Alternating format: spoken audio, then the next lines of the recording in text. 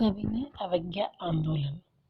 जैसा कि गांधी जी के द्वारा यह आंदोलन शुरू किया गया था, असहयोग आंदोलन के पश्चात भी भारतीय राष्ट्रीय कांग्रेस का संघर्ष चलता रहा और 1930 तक कांग्रेस ने भारत की स्वतंत्रता के लिए सरकार से कई मांगें की, लेकिन कांग्रेस की सभी मांगें सरकार द्वारा ठुकरा दी जाती थी।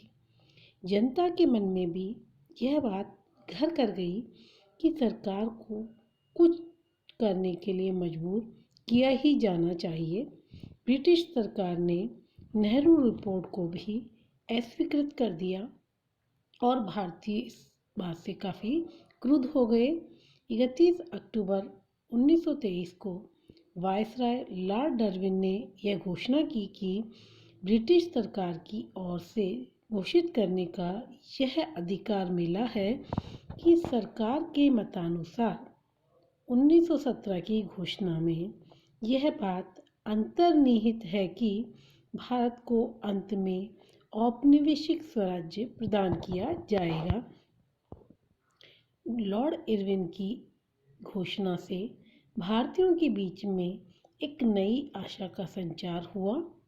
फलतः वायसराय के निमंत्रण पर गांधी जी, जिन्ना, तेज बहादुर सप्रू, विट्ठल भाई पटेल इत्यादि कांग्रेस नेताओं ने दिल्ली में उनसे मुलाकात की।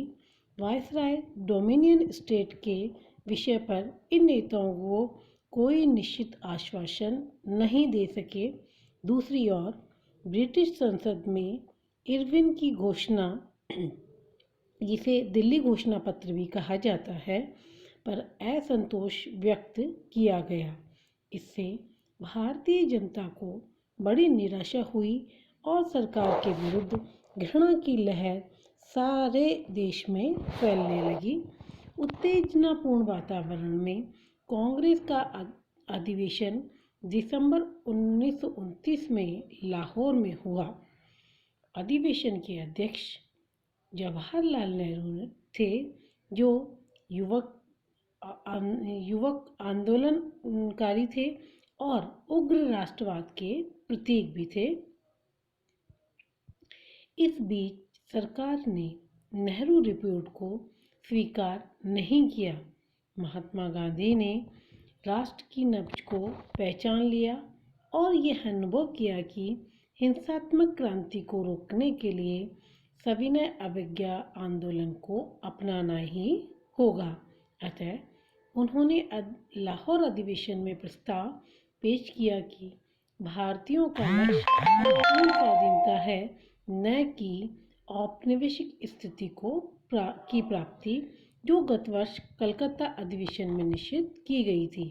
अंततः 1930 में कांग्रेस की कार्यकारिणी ने महात्मा गांधी को सविनय अवज्ञा आंदोलन चलाने का अधिकार प्रदान किया। सविनय अवज्ञा आंदोलन की शुरुआत नमक कानून के उल्लंघन से हुई। उन्होंने समुद्र तट के एक गांव डांडी जाकर नमक कानून को तोड़ा, जिससे सारा देश जाग उठा। हर आदमी गांधी जी के नेतृत्व की राह देख रहा था। मार्च 1930 से गांधी जी के नेतृत्व में राष्ट्रीय आंदोलन को एक नई दिशा दी, जिसकी शुरुआत सविनय अवज्ञा आंदोलन और दांडी मार्च से हुआ। इस प्रकार एक महान आंदोलन प्रारंभ हुआ, जिसकी प्रतिक्रिया के रूप में सरकार का दमन चक्र भी तेजी से चला। सरकार ने नमक पर आबकारी कर लगा दिया, जिससे उसके खजाने में बहुत अधिक इजाफा होने लगा। और तो और सरकार के पास नमक बनाने का भी एकाधिकार था। गांधी जी का ध्येय था कि नमक कर पर जोरदार वार करना और इस अनावश्यक कानून को ध्वस्त कर देना। 2 मार्च 1930 को गांधी जी ने एक वायसराय लॉर्ड इरविन को ब्रिटिश राज्य में भारत की खेदजनक दशा के बारे में एक लंबा पत्र भी लिखा, पर उसे इस पत्र का कोई जवाब नहीं दिया। गांधी जी के नमक सत्याग्रह से सारा भारत आंदोलित हो गया और 12 मार्च को सवेरे 6:30 बजे हजारों लोगों ने देखा कि गांधी जी आश्रम के 78 समर्थकों सहित दांडी यात्रा पर निकल पड़े। दांडी उनके आश्रम से 241 मील दूर समुद्र किनारे बसा एक गांव है। गांधी जी ने सब देशवासियों को छूट दे दी कि वे अवैध रूप से नमक बनाएं। वे चाहते थे कि जनता खुलेआम नमक कानून तोड़े और पुलिस कार्रवाई के सामने अहिंसक प्रतिरोध प्रकट करे, पर अंग्रेजों ने लाठी बरसाई। स्वयंसेवकों में से 2 मारे गए और 320 घायल हुए। गांधी जी को गिरफ्तार कर लिया गया और यरवदा जेल में भेज दिया गया। सारे देश में सविनय अवज्ञा के कारण ब्रिटिश सरकार की नाकों में दम हो गया और जेलों में बाढ़ सी आ गई।